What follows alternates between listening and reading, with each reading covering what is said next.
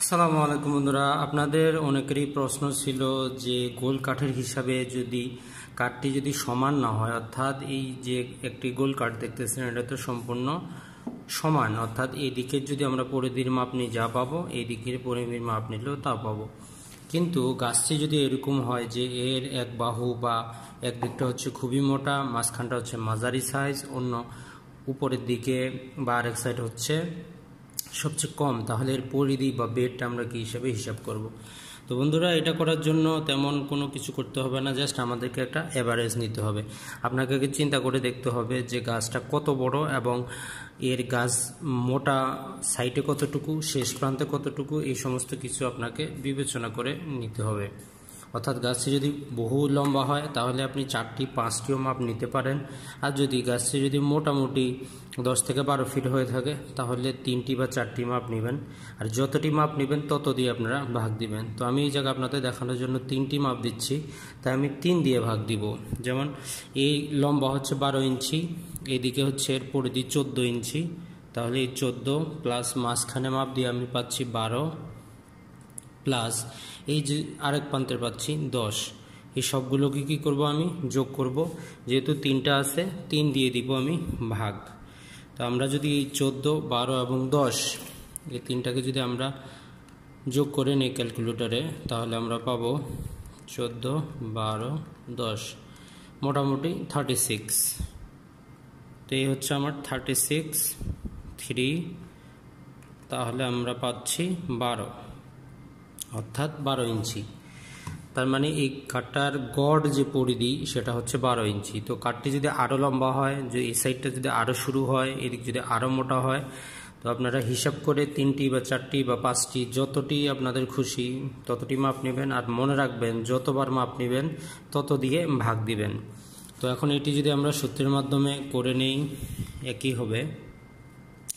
এর পরিধি হচ্ছে 12 গুণন 12 গুণন হচ্ছে 12 লম্ব দৈর্ঘ্য, আর যেহেতু এটা আমরা ইঞ্চিতে নিচ্ছি, এটাও নিচ্ছি ইঞ্চিতে, দুটো ইঞ্চিতে নিচ্ছি, ওই জন্য আমাদেরকে ভাগ দিতে হবে 2304 দিয়ে।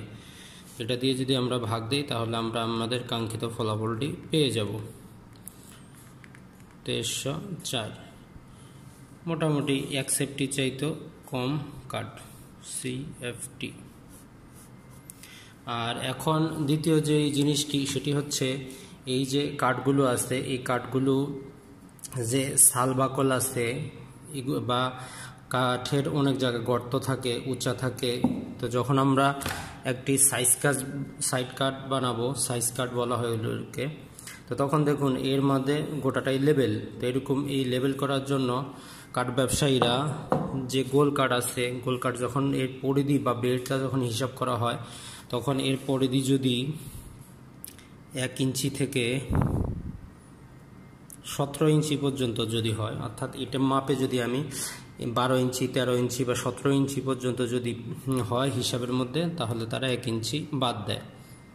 তাহলে 1 ইঞ্চি তারা বাদ দেয়, কারণ এটা হচ্ছে যখন এই শালবাকলগুলা ফেলে দেওয়া হবে এবং করাত দিয়ে যখন এটা কাটা হবে, এর মাঝখান দিয়ে কিন্তু গুঁড়ো গুঁড়ো হয়ে অনেক শর্ট পড়বে কাঠের। ওই জন্য কাঠ ব্যবসায়ীরা নিজেদের যাতে লস না হয় ওই জন্য 1 ইঞ্চি বাদ দেয়।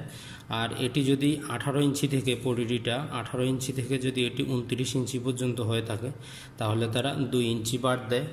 তো এইভাবে 30 ইঞ্চি থেকে যদি 40 ইঞ্চি পর্যন্ত হয়ে থাকে তাহলে তারা 3 ইঞ্চি বাদ দেয়। যদি 30 ইঞ্চি থেকে যদি 40 ইঞ্চি পর্যন্ত হয় তাহলে যে 40 বা 41, আসলে হিসাবটা কেউ 40 ধরে কেউ 41 ধরে। তো 40 থেকে 41 যদি হয় তাহলে 3 ইঞ্চি বাদ দেয়। 42 থেকে যদি 53 হয়ে থাকে তাহলে 4 ইঞ্চি বাদ দেয়। 54 থেকে যদি 65 হয়ে থাকে তাহলে তারা 5 ইঞ্চি বাদ দেয়। তো এইভাবে গাছটা যত মোটা হতে থাকে হিসাবটাও কিন্তু বাড়তে থাকে। তো বন্ধুরা, তাহলে ভিডিওর মাধ্যমে আপনারা যে জিনিসটি বুঝলেন সেটা হচ্ছে গোল কাঠে যদি সমান না হয় আপনারা এভারেজ নেবেন, আর যতবার এই পরিধিগুলার মাপ নেবেন যেটাকে বেড বলা হয় তত দিয়ে এটাকে ভাগ দিবেন।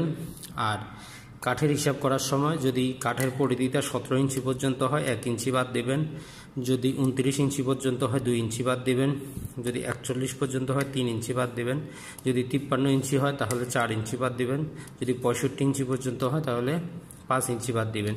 তো তাহলে আপনাদের মুখস্থ রাখতে হচ্ছে 17, 29, 41, 53, 65।